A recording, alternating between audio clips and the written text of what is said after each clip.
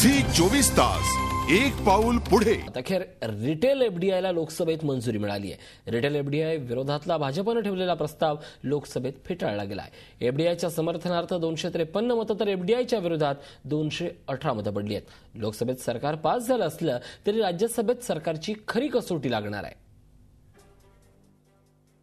Retail एफडीआयवरच्या मतदानात संसदेत काय होणार याची स्क्रिप्ट आधीपासूनच ठरली होती. सरकारला धोका नसल्याचं यूपीएचे नेते सुरुवातीपासूनच छातीठोकपणे सांगत होते. पण भाजपचा मतदानाचा हट्ट कायम होता. एफडीआयच्या मुद्द्यावरून ममता आधीच बाहेर पडल्या होत्या. मतदानात निर्णायक ठरणार होती ती मायावती आणि मुलायम सिंग यांची भूमिका. मतदानाची वेळ जवळ येताच बसपाच्या खासदारांनी सभात्याग केला.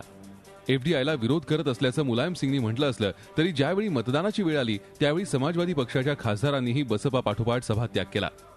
त्याच क्षणी सरकारला मोठा दिलासा मिळाला.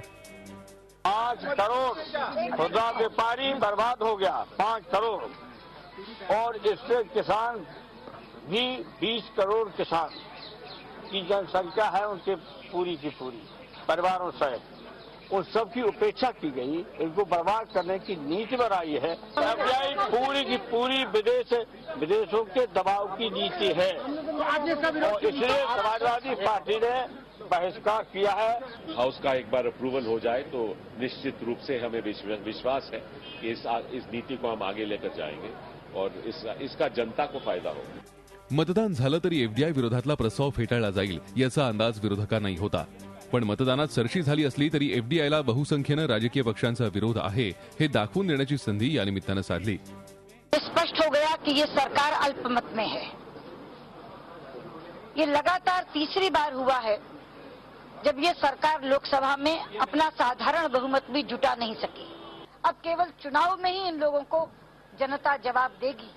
सदन के अंदर उन्होंने तकनीकी दृष्टि से वो जीत गए हैं लेकिन नैतिकता की दृष्टि से हार गए हैं. अखेर लोकसभेत रिटेल एफडीआय विरोधात भाजपनं ठेवलेल्या प्रस्तावावर मतदान झालं. एफडीआयच्या बाजूने 253 मतं पडली तर एफडीआयच्या विरोधात 218 मतं पडली आणि भाजपचा एफडीआय विरोधातला प्रस्ताव फेटाळत लोकसभेनं रिटेल एफडीआयच्या निर्णयाच्या बाजूने मतदान केलं. आता राज्यसभेत गुरुवारी चर्चा तर शुक्रवारी मतदान होणार आहे आणि राज्यसभेत सरकारच्या बाजूने अल्पमत आहे. त्यामुळे सरकारची खरी कसोटी आता राज्यसभेत लागणार आहे. झी 24 ताससाठी ब्युरो रिपोर्ट. झी 24 तास एक पाऊल पुढे.